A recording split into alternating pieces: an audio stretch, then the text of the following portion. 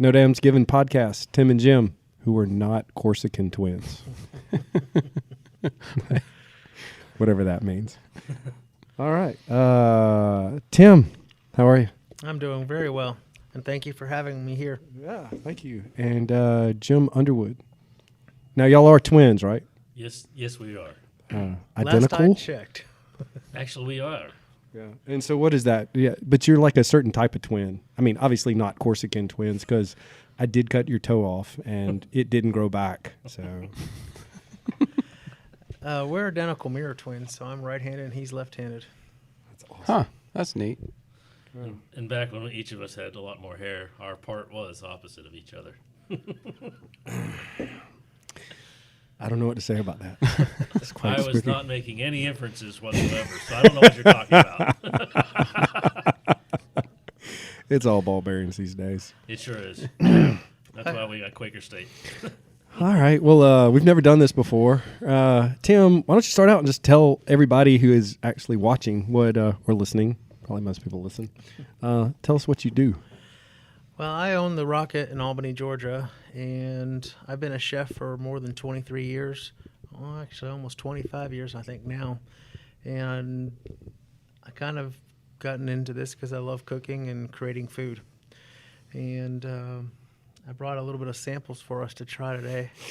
I might have asked him to bring some food. So I didn't know how food would go over on a podcast, but we're going to figure it out. As long as you don't chew really close to the mic, it may not repulse. Well, the one thing that you'll find, when you ask Tim to bring food, there's plenty. Awesome. Well, so Jim Underwood, what do you do? I am an anesthetist, and I provide anesthesia at the outpatient surgery centers through a company called Sweet Dreams, and I mostly work at Albany Vascular. So we actually work together. Yes, so. we do. So that's awesome. So, and Jim's a good friend too. So, and today's episode is actually brought to us by Albany Area Hand Therapy. Nice segue. I appreciate a plug anywhere. And so as soon as he starts paying for his advertisement, we'll do a little more. Dude, I got to pull the wallet out now. All right. Well, so that's awesome. So let's jump into it, since I'm not sure exactly how to do the food on the radio, but why don't you tell us what you have, and we'll drink some beers with it and tell everybody about all the deliciousness that we're enjoying. Absolutely. One of the things that I was thinking about when we were coming down here was really what things would go well with your beers. I already did a beer tasting in October for Oktoberfest with all of your beers, so jumping forward, there was things that were in my mind that would kind of go well with the things that, and what I think is cool about Pretoria Fields is that your beers really have pronounced flavors. They're drinkable beers, all of them. I've had them all. But we brought down fried mushrooms, honey wings, which is a spicy ginger wing, and I thought that would actually match up really well with your Sholey IPA. We also brought in a barbecue burger, and I thought that would match up well with the rye, Charles. That's a good pun anyways. With the Flowing Well Gose, I brought a tuna avocado ceviche. It gives you both the creaminess and the garlic and the spice of a ceviche and the lime, and I think the lime flavors should match up well with that flavors. I brought in our grilled pork chop. It's the Evil Captain pork chop to go with your stout, since it's such a beefy type of beer. And then with the Farmhouse Berry Gose, we brought grilled salmon and fried green tomatoes, and I like the green tomatoes because of the acid part of to balance that out. Yeah, that sounds awesome. Mm-hmm. So wherever you guys want to start, it's here to kind of. I've actually totally inhibited the part of my brain that speaks, so I can't think about anything but food. So let's Holy smokes! let's start out. So, Awesome. where do you want us to start out? How about that? Well, here, why don't we do the wings, and we'll go with the. Okay, well, let's talk about them individually as we're going Sure. through. And let me ask you a few questions. So the wings itself, the spicy part. Now, is that? So what about the IPA? What about the IPA, and why does that mix with I don't know, spicy wings? What are the two things there that go together? Well, I like the hoppiness part that balances out. Plus, your Sholey is one of the more balanced IPAs that I've had the pleasure of drinking. 4 plates or just And There's three, but and then the ginger. This instead of just doing traditional hot wings, this is a ginger garlic hot sauce. So I mean, the flavors really kind of just open up and feed themselves and balance out the Sholey.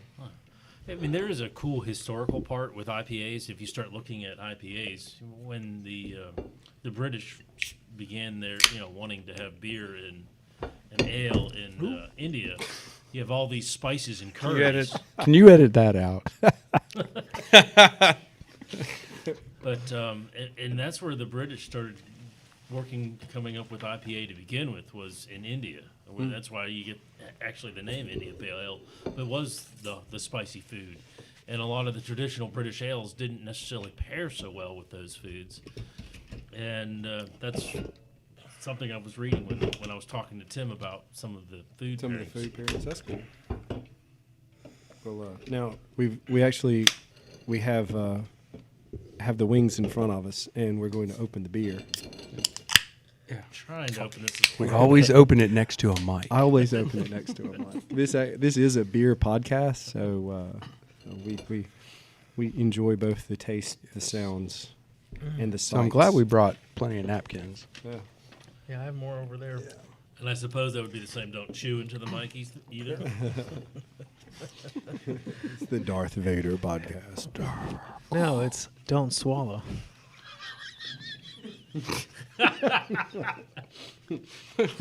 I just hit a water buffalo. Can I borrow that towel? Yes. What's your name? John.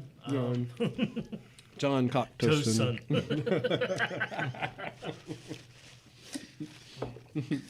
$400 for lunch. No wonder Jim likes. I'll working only with have you. 2 servings of lobster.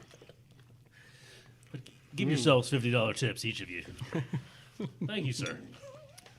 Well, I did charge this to Mr. Ted Underhill. I'm glad you have his And not Underwood. I'm glad you have So, Ted's American to me- Express card. One doesn't overpower the other one. Right. I mean, is that a motif? Well, that was Are they complementary? I mean, so I guess is it supposed to be complementary? correct. Is that a You're looking for things that will help balance each other out, make them taste better with each other. And I think that's the real goal for doing something like this.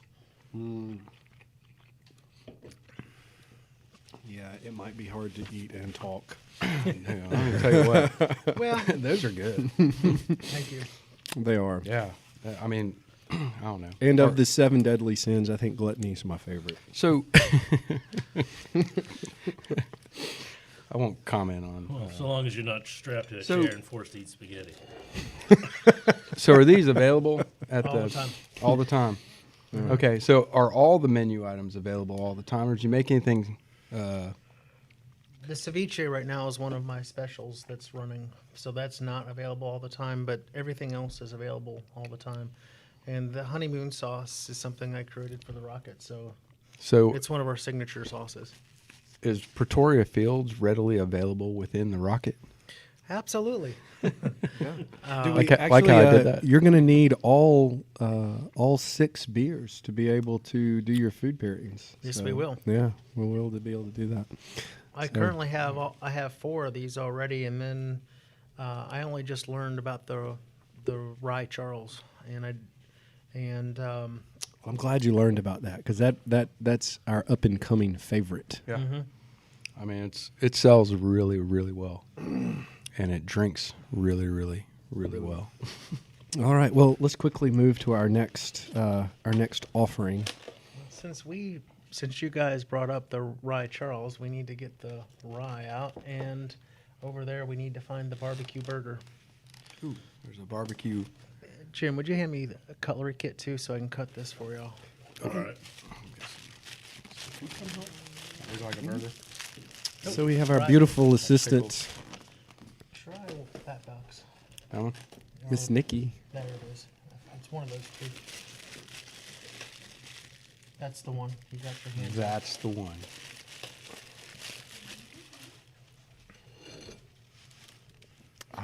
As she shows it. She's, You're like the Vanna White of the there you podcast. go. Now that is a shame that no one gets to see her then. They're just listening. Ooh, and I just got some onion rings. All right. Which brings up the fact that next week or next podcast, we're going to do more of a health conscious food offerings as opposed to today, which are look very good. Not that health conscious can't look good. Well, the tuna ceviche is avocado, lime juice, and literally raw tuna. So that's actually a very health conscious. These breaded onion rings are awesome. Yeah, nothing healthy. Nothing healthy. Nothing healthy there. You can't go wrong with bacon and onion rings and barbecue. Yeah, you can if it's turkey bacon, which is... That's not bacon. Ah, man. And anybody who calls They it should just call it turkey strips. turkey bacon is blasphemous. Dude, you dissect really well with a plastic knife. That's remarkable. He's got knife skills. What can I say? Apparently, yeah. So this is our Rye Charles IPA. I'm going to require one of those. Right. Oh, I got one right here. How about that? We're going to open that. Hopefully he wants Nice. And I'll split that with you too. That way, No, go ahead. I love the aroma on the IPA, the rye. I mean, it's just. It's hard to describe. Well, that's It's sweet, yeah. There's some floral. Floral notes. Interesting, the terroir of the rye in South Georgia is much less grassy and much more spicy notes that we found. And so I think it really changed how the appeal of our rye IPA. I think that's part of the reason. Well, it was definitely a different taste for me because for the most of the ryes that I have, I've been exposed to, I haven't enjoyed them as much. But and maybe it's just because it's ours, but it is definitely different than the other ryes that we've had, and I think it owes to South Georgia rye, and it's the taste profile is just different. I think Mr. Eric Kirshner also helped out a whole bunch with the recipe and. Why, yes, he did. Maybe that's why it tastes. Maybe so that's the reason. Maybe that's why it tastes. Maybe so that's why it tastes so good. That's true. It's not. I mean, it's not. Doesn't have that grassy. I mean, it's You taste the rye. It's just. It's yeah, not and overpowering. It blends better with the. I mean, certainly it still has the barley in there with the malt and the hops. So I think. I don't know. It just seems to me that the trifecta blends better. Yeah. If you've been It also is disappointed, really good with this burger. if you've been disappointed with the ryes of your past, at least try Yeah, at least try Rye this. Charles. Yeah. And keep Georgia on your mind.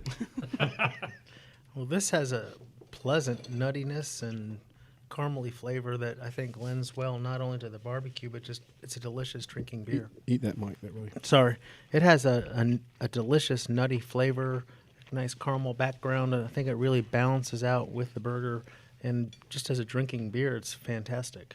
Oh yeah, and once again, one doesn't really overpower the other one. They seem to complement each other very well, and I mean that's delicious. So.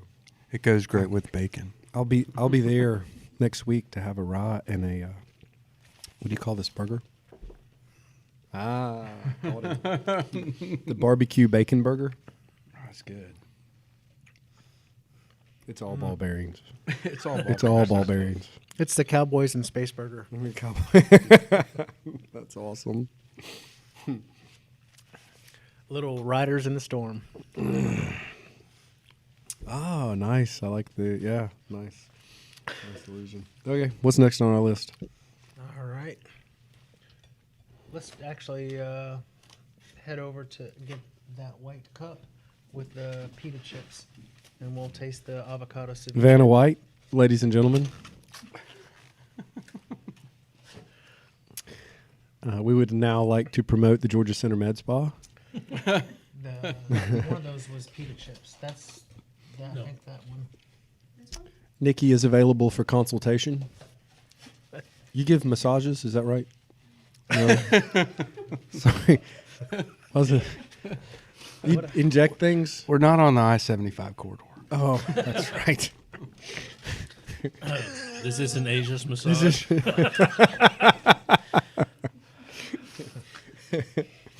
I hope I didn't just get in trouble. The flowing will? Oh, yes.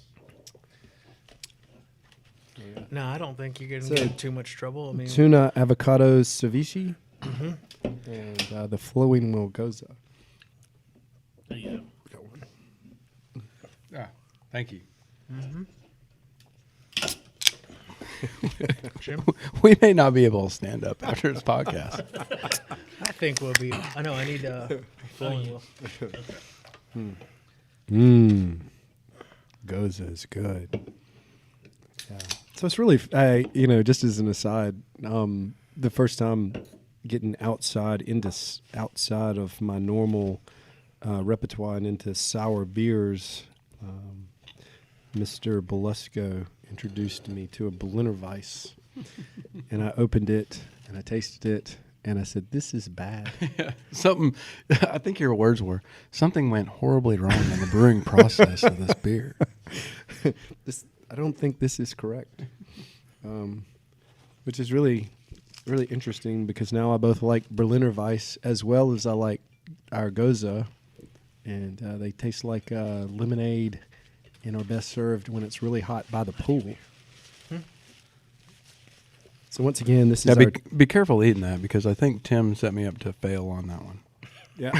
It's a little too... There's no way you can put all that in your mouth. Nice. So this is the tuna avocado ceviche.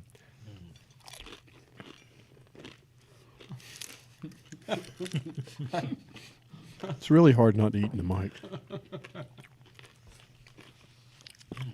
This is my favorite podcast, by the way. Yeah, that's a good one. You say that every time.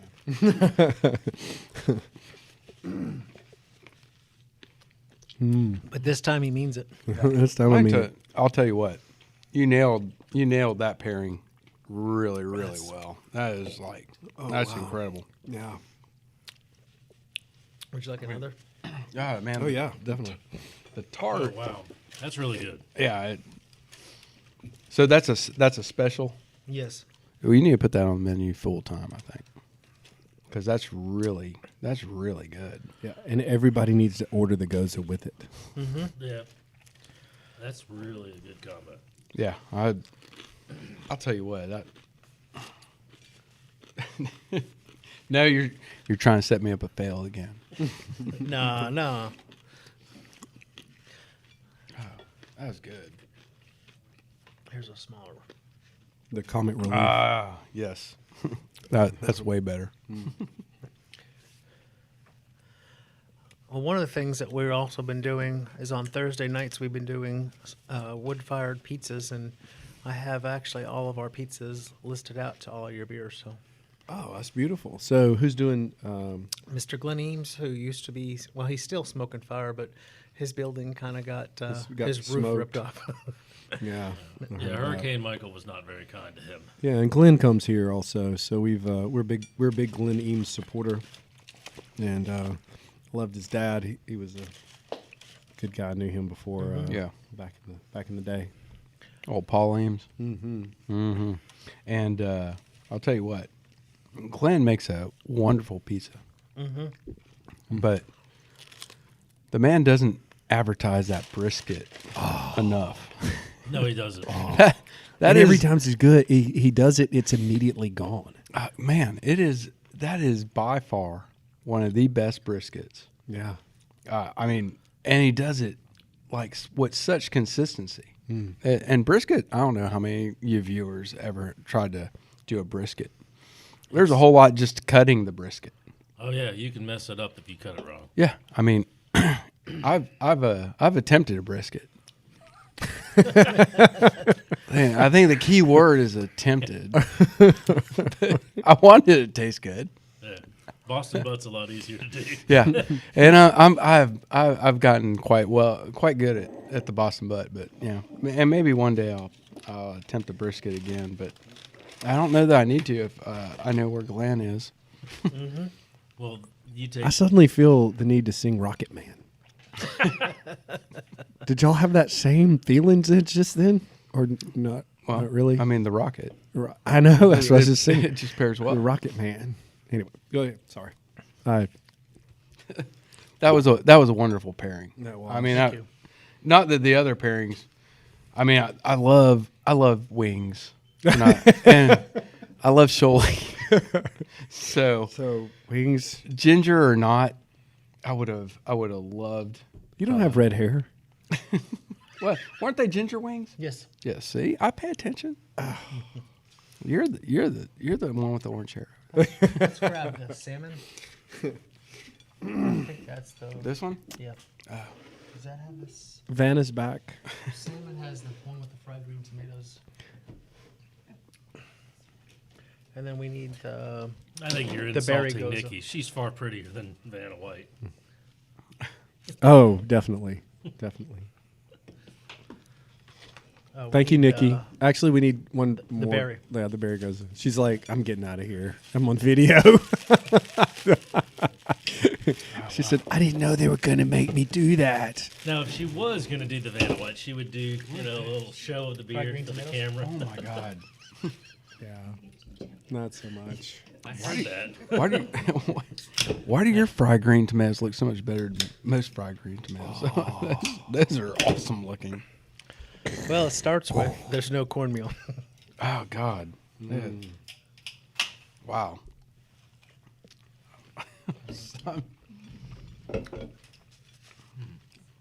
Yeah, this was a good idea for a podcast.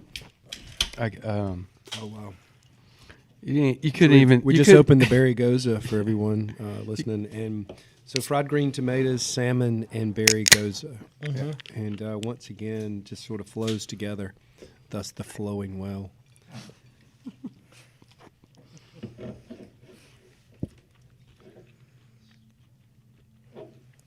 Hey Trip, just so to educate the viewer, what's flowing well come from?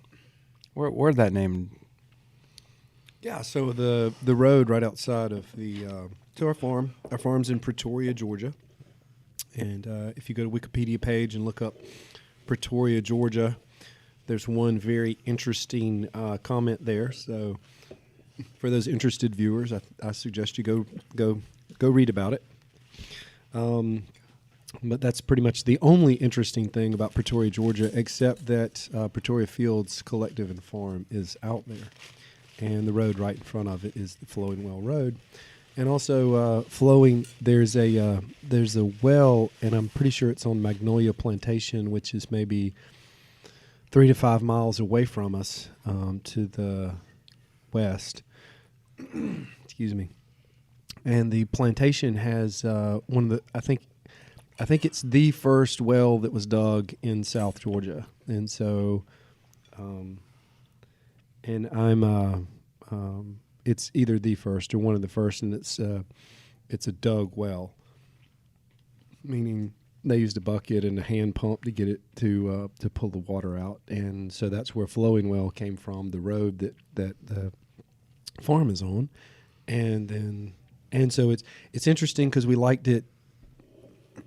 It's really hard because you got food in your mouth and then you're still trying to get it around, and so I apologize for that. But we really liked the Flowing Well name because it had a connection with the South Georgia water, the water table. I mean, we have 2 of the largest aquifers in the world. It had a connection with the first water, or one of the first water sources that was dug down here. So it's just a really cool pairing. Yeah. I'll tell you what's another good pairing is this fried green tomato and the salmon with the berry goza. Everything about it. Everything about the green tomato, the salmon, and and the Baragoza works. You get the blackberry background of the beer just jumps through, and then the acid of the tomato hits, and then the fattiness of the salmon, it's all balanced. Well, honestly, the Baragoza is almost like the sauce for this whole dish. You almost need to have that.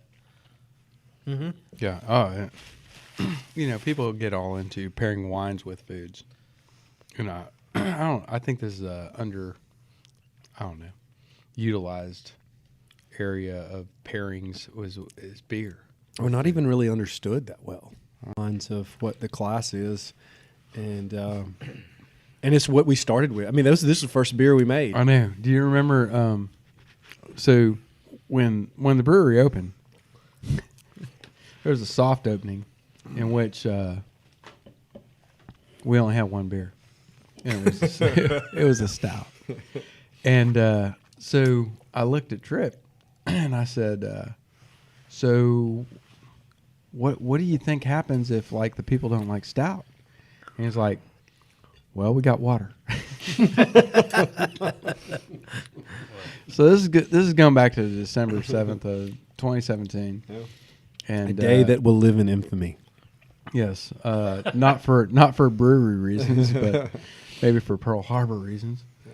But it was very well received. People came in, and I think the most common thing that I heard was, "I don't normally drink stout, but I really like this." So, yeah. And it worked out. It worked out well. And then soon after that, we had the IPA was next, and then the other beers came out. So, and I think one of the things that was that turned people on to it was the fact that it's fresh beer. I mean, it's just so much different to get something that's right out of. Well, we didn't have a canning line then, but it was right out of packaging, and it's, most of what the people who were drinking it at the time had been exposed to were canned or bottled or from, not from Georgia. And so this was about as fresh as it could possibly be. It was a couple of weeks old or few days old. So, yeah.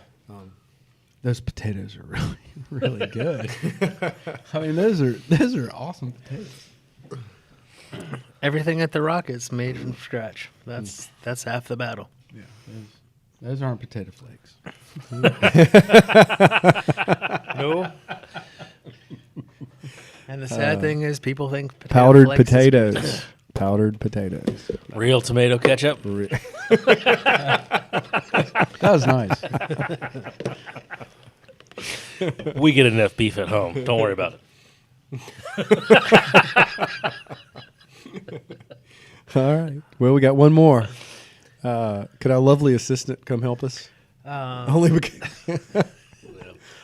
it's become fun to have her come up here. Portobello mushrooms and the pickles.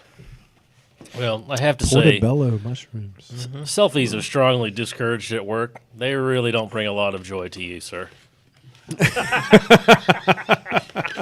I couldn't help myself. I really had to do that pun. That's that one particular person.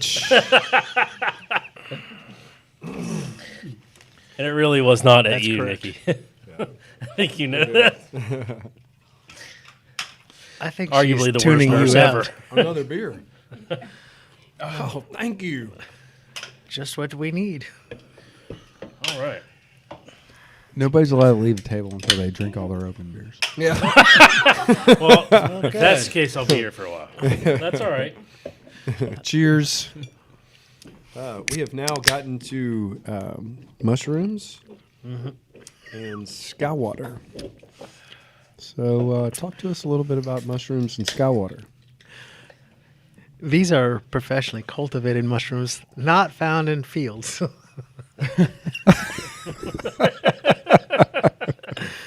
Sorry, I couldn't help myself. So they're not going to give any interesting colors along with the flavors. I sure hope not. It could be a long 8 hours that I have to drink all these opens. No, you didn't go to a cow field. No cow patties. The portobello mushroom that we've been doing, or the Commodus shrooms, has something that's been on the menu actually going back to the 2000s when we first ran the Rocket.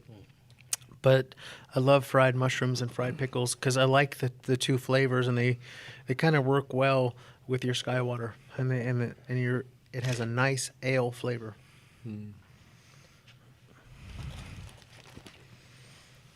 Oh, yeah, thank you very much. Because you haven't had enough to eat yet. We're doing really well. So, But the pickles So, yeah, and so the it's, batter also have some nice spiciness too. usual breaded. How is it breaded? Portobello. It's a whole portobello mushroom strip, and it's been buttermilk dipped in a little bit of buttermilk and egg And these are available all the time at your all the restaurant? time. You know, I've missed a lot of menu items that I'm discovering today that I'm really excited about. And it surprised me. Well, I don't guess it should surprise me, but everything blends well. So there wasn't one thing that sort of overpowered the other thing. So it's cool. Those are awesome. I think one of the things that was lost in the mass commercialization of beer was really wonderful flavors of beer. Oh gosh, no doubt about it. I mean, and let's think. Most people don't think about it, and I don't think most people. I don't know. It's certainly not the people listening to this, but they don't care that there's taste at all. I mean, to be quite honest, I don't think. We drank a 95-calorie beer yesterday. Yeah, we did, and it didn't have any taste, and it was chilled to the point where you couldn't taste it. Yeah. It was served really cold, and it almost needed to be warmer. It almost, yeah. So one of the And don't get me wrong, it's a good lager, and they perfected and it's difficult. Like it's so the alcohol content and the taste is so low that it's actually, I think, probably very difficult to make. Yeah, it's probably really complex to make. Yeah. And thank God we don't have to worry about making that. I prefer the taste of taste. These are good. Yeah, I'm gonna exit the mic for a second.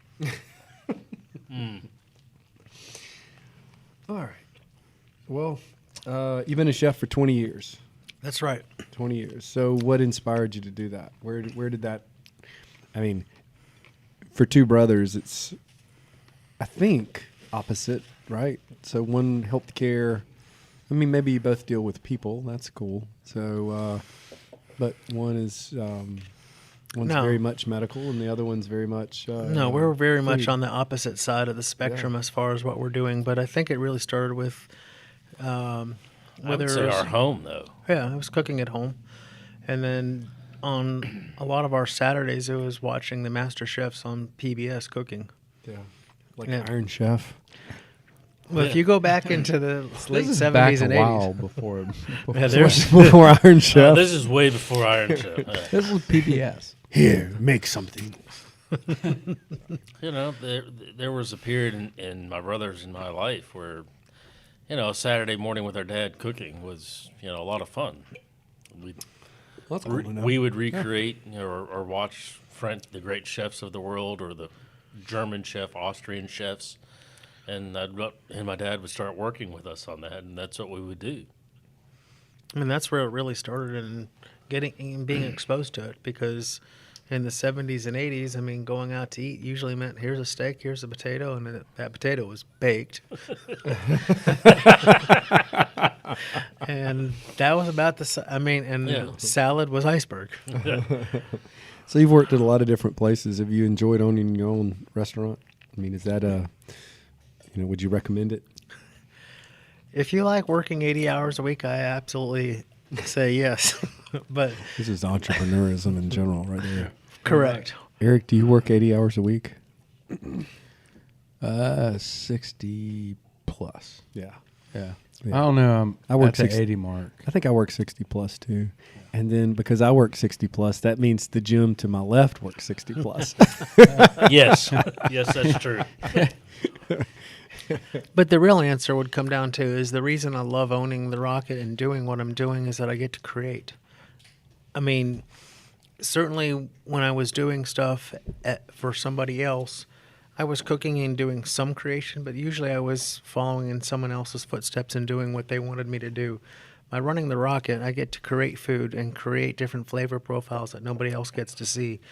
I mean, if you look at the area restaurants, they're cookie cutters of each other. I mean, they all turn out very similar product. They're buying products are the same, but there's nothing that just says, wow, this is amazing and I got to go eat this. I mean, we take raw product and put a lot of, art into it and passion. If we make when we make our steaks and we're finishing it, we're making pan sauces. When we make our pastas, we're taking a basic bechamel base and then making a sauce out of the flavors that was in that pan and then making a pan sauce to make the pasta sauce. No offense, but I don't think a lot of people know what a bechamel sauce, so just tell them. Well, we make our own cream sauce base, which is what a bechamel in classical terms would be, and then we add the Parmesan and the feta and the spices to it and literally cook it from there. Yeah, that's so cool. So your artistic and your creative side is stimulated, and the fact that you own the place, the business, means you can do what you want. And so, for sure. So in theory, every day, if you wanted to go in and make something different, you could. Now, whether or not you sell it, is another thing. The difference between the give it to Rocket Jim? the first Do you give it to time Jim and the first and say, "Is second this-" time. Yeah, here, taste this. Well, there is a part that Tim will tell you that I am artistically inclined to cook. I love cooking. I just had no desire to do it at his scale. Professional. I don't want to do it for that many people, but And in the Well, end, what is it about? Ask that about scalability. So the dishes you make, you have to think about how are you going to make it for 100 people, right? for sure. And how do you make it quickly for 100 people? So how does that? I mean, I assume that's the art or the training or that's the business acumen or something. Well, the best answer I can give you is that these Rocket Burgers, which is the Cowboys in Space that we brought, back in at the end of October, I did the family day at Procter & Gamble for 3,800 people, and we cooked them Rocket Burgers. And every one of those Rocket Burgers was made exactly like we're going to make at our little Rocket on Dawson Road. What it comes down to is that it's just time, and then making sure that the people that can produce it understand it. But sometimes the recipes need to be simple, and sometimes you can over complex something. But the biggest thing really is that our Rocket Burgers are seasoned with two simple ingredients: salt and pepper. Nice. I mean, They're great ingredients. but when you buy Braveheart Angus ground chuck, I mean, they're all ground chuck burgers, but the beef is so good. Why mess it up with a ton of stuff? Yeah. But the biggest thing is that we hit it with salt and pepper for 24 hours to 36 hours and allow it to a little bit dry age and pull the flavors of the beef out and then grill it. well, there's another Except thing. for except for the IPA. And he didn't mean mess it up. He meant bring out the flavors. Right.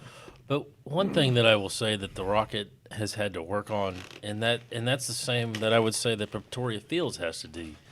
You know, I think I read that Bud Light is the number one selling beer in the United States with some ridiculous $6 billion worth of sales. Nobody's going to sit there and I mean, I can't drink Bud Light. I find it undrinkable. It is to me. I mean, even if you put it in the freezer. I mean, We're sorry, Anheuser-Busch. I know. That comment. Well, Although I can 100 million people disagree with you. I know. But I mean, I've been able to quaff down some Miller Lite and say it's drinkable. good But- old Albany, Georgia beer, actually. That's right. Leave But, Miller out of this. well, no, the point is there's an education to the public with different style beers that Pretoria and what you're doing, and you educate your customers on the differences in when you're starting to make things that are different and better than what you're normally served. I mean, Well, yeah, we're not a mass-produced product, and the Rocket doesn't have a mass-produced product, and Yeah. they're not McDonald's, and we're not Miller Lite. I don't know if that was a good analogy, but but I it think is. I think it's a pretty good analogy. yeah. Oh. So I'm not I gonna mean, disagree with you. I will say to our Miller Brewing Company here in Albany that they make a very difficult beer. They make it almost perfect every time, and their brewers are awesome. Yeah. And so there's nothing bad that I can say about them. Nah. And it's and they got some of the best water in the world to make beer out of, which They is do. why they're Same here. aquifer. Yeah, which is And- why they're here. So And you know what? I don't know. I mean, I we st- can I only still we love can Miller only High Life. we can only aspire to do things as well as they do repeatably over and over again. So Yeah. they're like the big brother that you want to be like. Yeah, and their consistency is incredible. Yeah. And I love Miller High Life. It's a great Yeah, it's a Pilsner. great beer. And you, Oh, to yeah. Since be I able was to put 16. that, to be able to put that in a clear bottle, and it tastes the same all the time. That's saying something. I mean, that's really Well, that's the impressive. hardest part about anything you're doing is it doesn't matter if you're making 90, 100 cases at a time or running thousands of cases on your 24 lines that they have or something like that. But the cool thing that I'll say is when you come to the Rocket, I carry about 35 beers. I don't need to carry any more. But what people have kind of gravitated towards are the beers that are both drinkable and have flavor. And no, I'm not going to sit there and tell you that Michelob Ultra is not my number one selling beer. But you know what? My second top selling beer is Skywater. Yeah, Skywater. Skywater. People like Skywater is awesome, and it was a perfect fit for South Georgia. Yeah, so it's a transition. it's transitional beer. Yeah, I like that. It's got that flavor that's there's hops, and it's not they're not overpowering, and people like it. And But Scholey's my third top selling beer. is it really? So Good so for Scholey. Skywater was there, and to go back to the beginning, and to go back to Miller Lite, my dad has never, I don't think, had any other beer before we started making beer besides Miller Lite, and I had to have a beer. I said, Eric, we got to have a beer that my dad will drink because he's going to be making the ingredients of it. Yeah. And so he still drinks Miller Lite, but he also drinks Skywater. Yeah. And so it's a great transitional beer. It's a good beer for South Georgia. Yeah, I think it's a great beer for everywhere, really. I mean, I don't know. Well, I think but- people like it. But like I was saying, the transition, I have been to the current Rocket and the predecessors and experienced a lot of the tasting things that Tim does. And some of these specialty tasting menus are really unique, where you're offering unique foods that really aren't offered here. And there are other restaurants in town that offer some unique foods. There's Henry Campbell's does some really neat things, and the Catch does some neat things. But when you get into some of your chain Didn't you restaurants, used to work for them? Yes. Yeah, that's interesting. Yes, I But, did. but a lot of your chain restaurants, when you find out that they're bringing in prepackaged food and they're just warming it up for you, Right. there's nothing that they can do at that restaurant to specialize that or change it for you or make anything unique there for you. It's That's a just good whatever the corporate chefs can come up with. And that's not to say that it's bad, but as the world or the United States is changing with their palate, they're like, wow, there's, like I said, I like the taste of taste. We're no longer saying I just want a McDonald's hamburger. I want a Rocket Burger because the Rocket Burger tastes so good. It's really hard. Which one? I have 6 beers. I actually have 6 beers in front of me, all partially drank. Yeah. I think those pickles go well with All just partially, about every all partial drink. partially drunken. Well, partially drink. there's a beer. part of salty that's pretty good. I Salty and really beer. like the rye. I think So- your rye is the best beer I've ever had here. Yeah. The pickles go well with. What nobody will ever understand is, Eric, how good was the first? And for some reason, the batch actually went bad. But the first rye, the first iteration of the rye, It was so good. it probably was one of the best beers I've ever had, ever. For like maybe a 3-week period. Yeah. I mean, it went through as and I explained that, how beers change. Yeah. Oh, you want me to explain? Yeah, go ahead. They change. I mean, Just sometimes what you Silent drink, Bob, yeah. yes. Sometimes what you drink at the beginning, that was in that rye was so good. And so we're always experimenting with different things, and that low quat Berliner Weiss that we made was so good too. It Yeah. was really, really, really tasty. And then sometimes things just don't work out on the back end. And Yeah. So beer is a living It is. organism. It is. I mean, to a certain extent. if you're going to put it in a can, well, it better kind of stay. better not change. Yeah, it better not change. Yeah.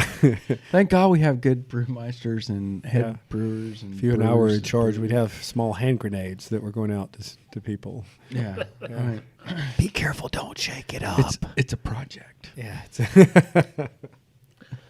You know, that project change. So, Jim, what's your favorite dish to cook? And do y'all cook together, or is that a? Yeah, we Tim and I will cook together. We grew up cooking together. But my favorite thing to really make are Italian spaghetti sauces. And then my next favorite thing is I've been really getting into Spanish food and Spanish cuisine. I just like Those aren't on the diet. Yeah.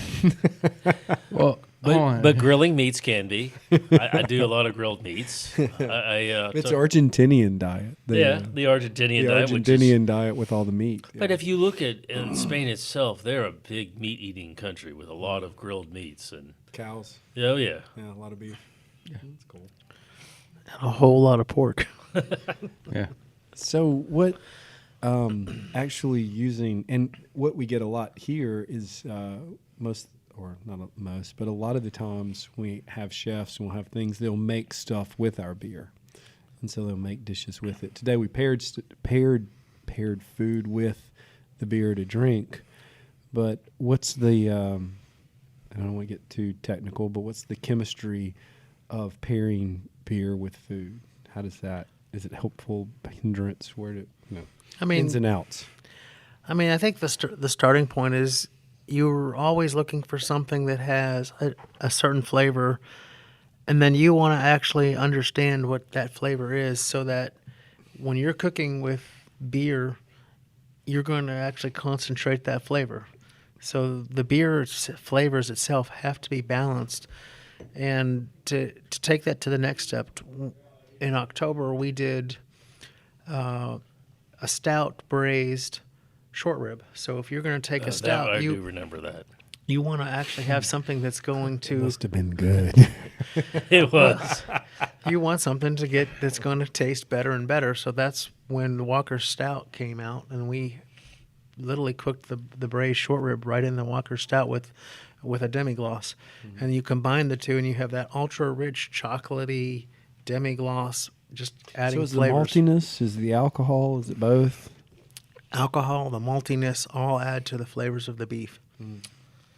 And then you were just literally cooking the short rib for about 3 hours in it. So it's literally sucking up your beer, the demi-glace, and it's just like you put that on your mouth and it just So do you still make that? Because that Yes. seems like that would have been a good thing to bring. That's a 3 hour cook time. Okay, so the truth comes out. But it's coming back. I was just thinking, just right here, just as I'm enjoying the Rye Charles. Imagine if you're going to do, because St. Patty's Day is coming up, so you're going to do your corned beef, get rid of the water, and just use the Rye Charles in there.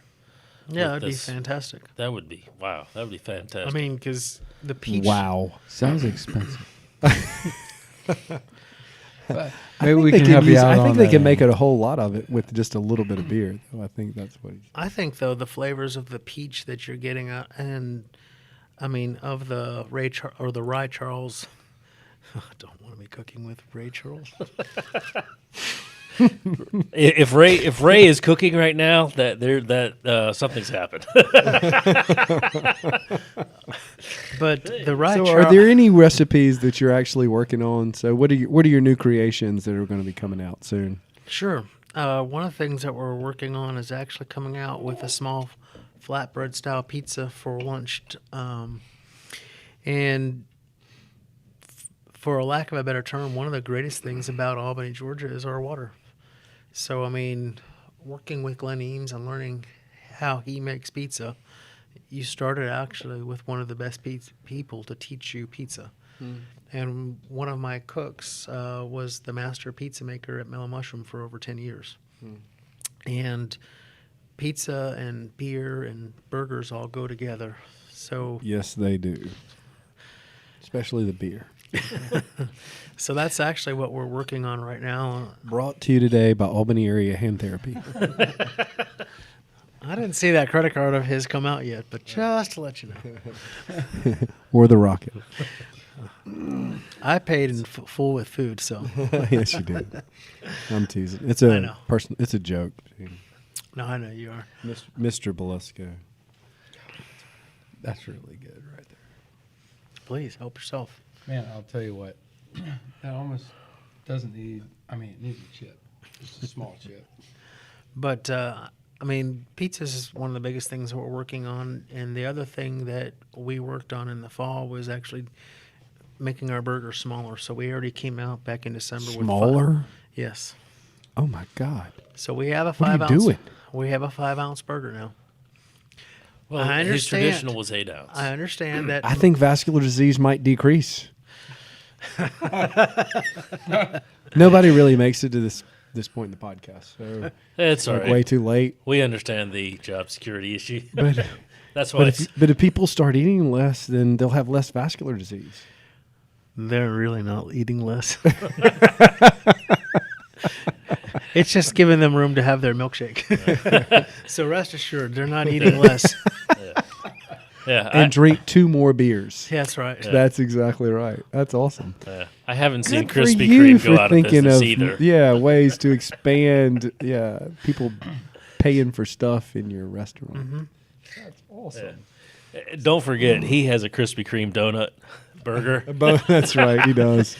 I've got Krispy Kreme donut burgers, mac and cheese cheeseburgers that literally take 4 ounces of mac and cheese. We put it on the griddle, top it with more cheese, add 3 slices of bacon, and serve it on top of a burger. So I don't think you need to worry about vascular heart disease disappearing in Albany. Yum. But it is fantastic. With that Don't forget to said- wash it down with a Coke. with a Coke. Make sure to get the extra sugar. So we try to have Throw in a pack of cigarettes and then one harden of the arteries points for of you. the No Dam's Given podcast is the importance of small business and downtown development. So how's the relationship of small business and downtown in Albany, Georgia? Can you talk about that for a second? Absolutely. I think one of the things that I think has been essential to Albany is the small businesses and their ability to thrive.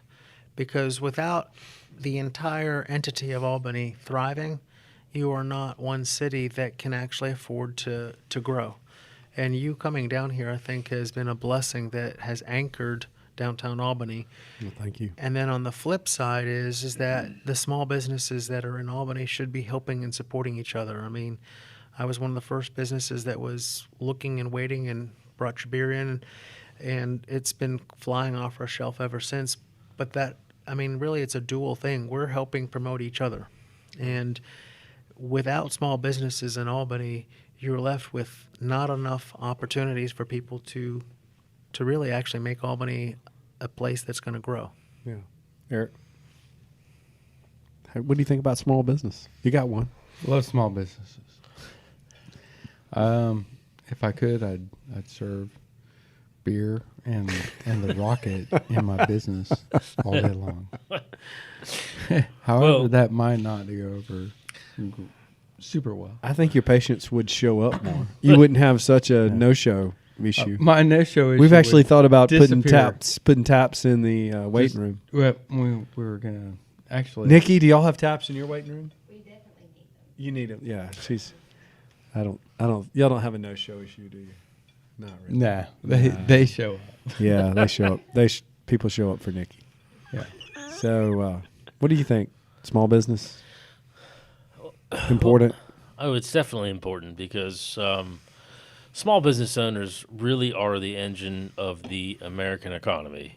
There are obviously large employers. There's Phoebe, there's P&G, there's Miller Coors.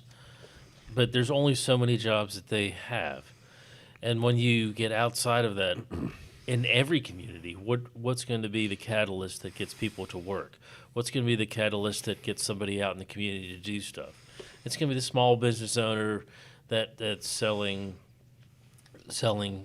making either, you can go in there and see bakeries, little cookie shops. I don't know, and that's not necessarily part of your diet, but there's also the small little shops selling clothes. There's shops selling goods and everything in town. You've got your day spa is a small business, and that's something that people need or are looking for. Dentists are small business owners, and everybody in this town is a small business owner for the most part.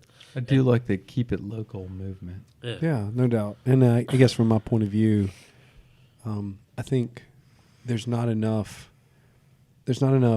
businesses that take primary ingredients and make products. Yeah. And so the brewery's cool, interesting, and creative because we can take South Georgia ingredients, which this is my home, so that's what I wanted to do, and find something where we could take something and then make a product out of that.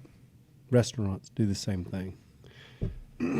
And so that actually creates, in an economic terms, it actually creates wealth.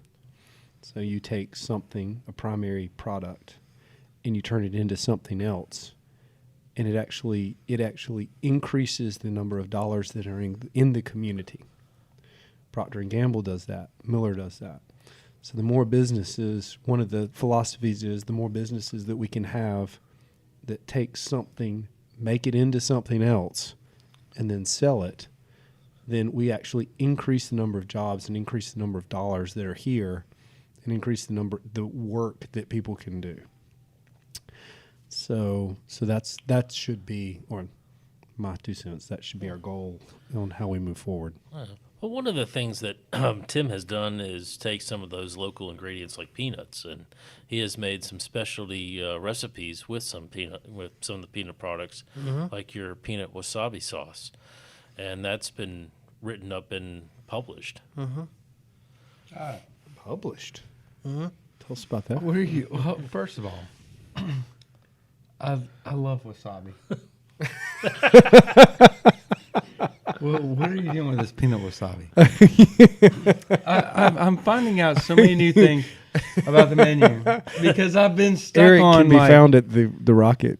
I'm just like, every time me and my kids go in there, we like typically get very, I've experienced the entire burger side of, and I love the wings. But tell me about the wasabi. The wasabi fried shrimp was something that I started actually with because the former plant manager of Peter Pan was a good customer of mine back in the 2000s. So he brought me a case of peanut butter and said, well, what do you want to do with this? So How's he doing? He's doing well. Yeah. But I actually then took the peanut butter and then made a peanut wasabi sauce by taking peanut butter, sesame oil, rice wine vinegar, wasabi powder, and then making a really savory, sweet, spicy sauce, and then frying shrimp and tossing it in it. Wow, that sounds good. That sounds good. Is that on the menu? It was, and it's now a hidden menu item, but it's I don't going to be. understand It's a hidden menu item. I don't understand how. Oh, everybody just discovered something. I At don't the know if I've Rocket, seen there's a full hidden menu. There's a hidden. Uh-huh. I don't bet know the if I've hidden seen the menu is full only menu. available when one Tim Underwood is actually there. Maybe I don't Yeah. know. It's like, Yeah. Is Tim back there? I need some peanut wasabi. There's a whole container of peanut wasabi sauce waiting to get eaten tonight. God, that's awesome. So It obviously really there's is some people awesome. that know about the hidden menu. Absolutely. Yeah, there are. But there's that. We plus just discovered a secret here on the No Dams Given podcast. Listen in for more. You're welcome, Tim. I was trying to push your peanut wasabi sauce.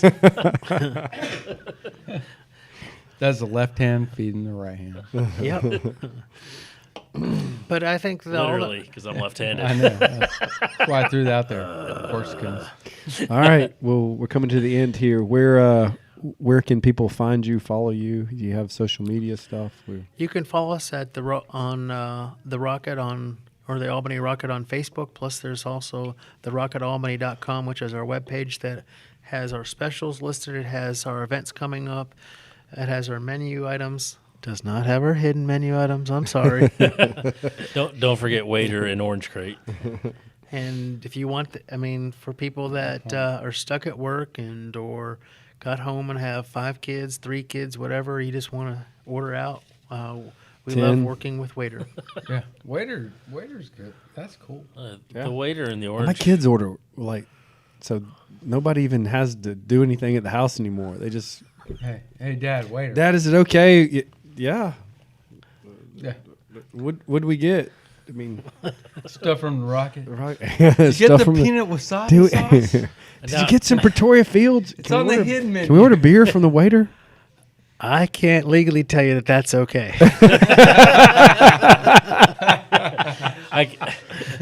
And with that, suddenly the podcast is over. Yeah, it's done. Thank you, Tim and Jim. Appreciate it. Thank you. Yes, sir. Pleasure. Appreciate it.